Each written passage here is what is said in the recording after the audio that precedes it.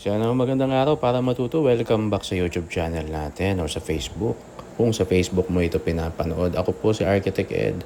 I-update ko kayo dito sa project natin na Casa Nara na ngayon ay ayan, nagkakaitsura na. Finishing at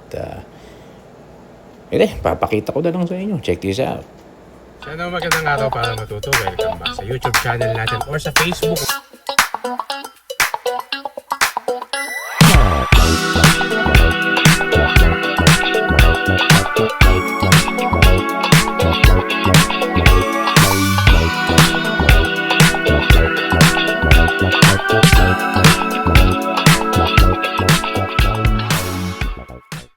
I-update ko kayo sa project namin na ito, Casa Nara, no? Lunchtime kasi ngayon, medyo tahimik dyan, kaya tingnan natin kung anong progress. Check this out. Okay, so kung hindi nyo pa napanood yung nakaraang mga videos ko about Casa Nara, nasa playlist naman yun, balikan nyo lang.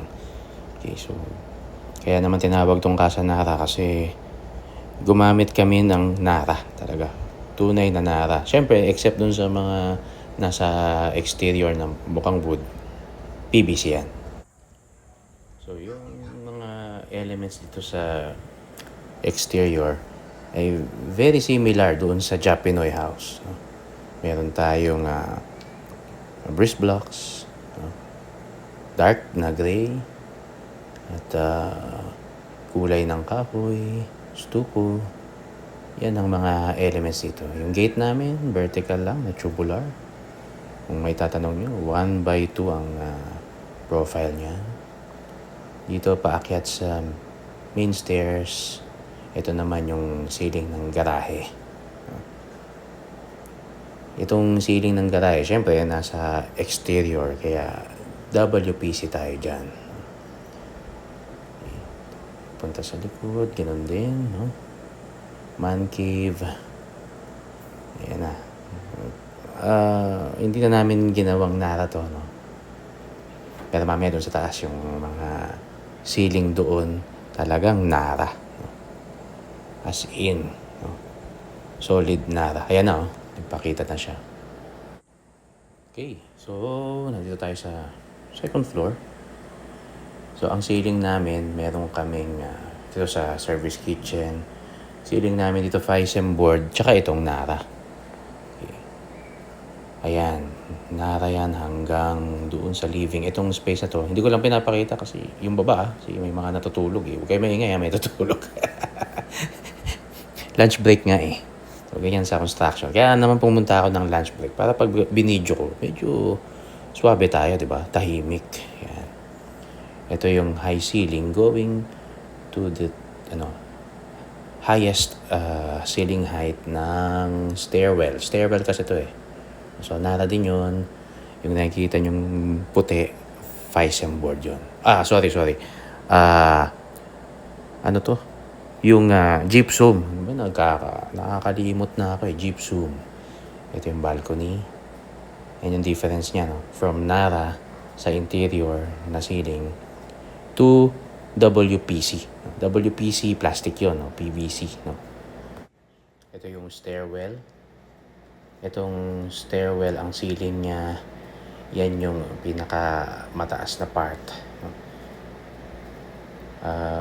Babarnisan namin yan, no? Nakikita nyo dun sa labas ng window, eaves yan, no? WPC rin yung ceiling, no? So ito may varnish na, oh. Medyo nakikintaban ako, pero looks good naman. It looks natural, no? Kasi hindi namin in-stain yan. Talagang yung kulay ng Nara, yun na siya. So clear lang yan, gloss. Then mixture ng white, wood, black. Yun ang tema nito eh. And stucco. Yung stucco yung kulay semento. Pero dun ko gagawin yun sa labas. Dun sa labas, kung napanood nyo yung previous video nito, ginamitan namin ng Macau ng Sinclair. Ito yung tiles ng master bathroom. Ayan, merong accent na parang mosaic. Siyempre, yung palagi natin ginagamit na breeze blocks. WPC ceiling para sa balcony.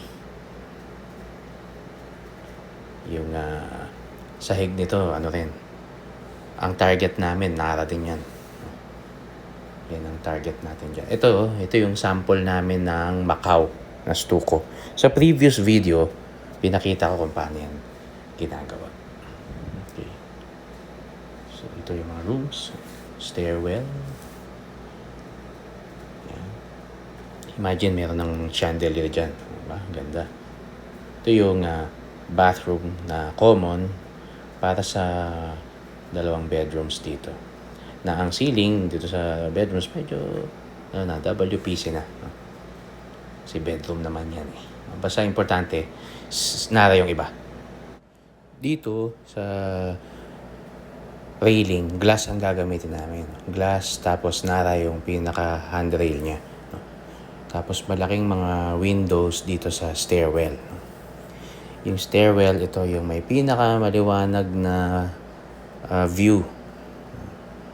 Malaki yung mga windows natin dito. At itong stairs, meron na kaming Nara na ilalagay. Actually, hindi siya totally Nara. Parang ironwood gagamitin natin dyan. Itong living, dining, and kitchen. Continuous yung ceiling niya na Nara. No? So, hinasa namin yan, maninipis, tapos inisko namin. Balikan natin itong baba, no? Ito yung garage. And si garage ay partly covered, no? And yung lahat ng nakita nyong ceiling dito sa labas ay WPC. Itong wall na ito ng main staircase going to the main entrance ay kinlad din namin ng WPC. Gusto talaga namin gumamit ng wood, pero sadly, alam niyo naman ang problema sa wood, no? So, gusto namin ng look niya, pero gusto namin ng mas sturdy and mas matibay, lalo na sa labas. Ito naman yung side, no? Na talagang stucco ang gusto namin kulay. Again, ginamit namin dito is Macau by Sinclair. No? So, kung paano in-apply ito, panoorin nyo yung previous video ko about the application of stucco finish sa wall. So, this is talagang plaster type siya. May mixture, tapos i-apply mo siya randomly random yung stroke, tapos may top coat yan. I-appreciate uli natin yung exterior. Alam nyo yung style ko, palaging ganyan, no? Diyan tayo nakilala sa breeze block, sa stucco, sa ganitong itsura ng industrial, wabi-sabi, modern. Kayo nang bahala, no? Update ko kayo ulit susunod. Okay, so yan ang eksena sa site. Susunod ulit. Ingat po tayong lahat hanggang sa susunod. Ako siya tayo, init eh. Ako po si Architect Ed. Bye.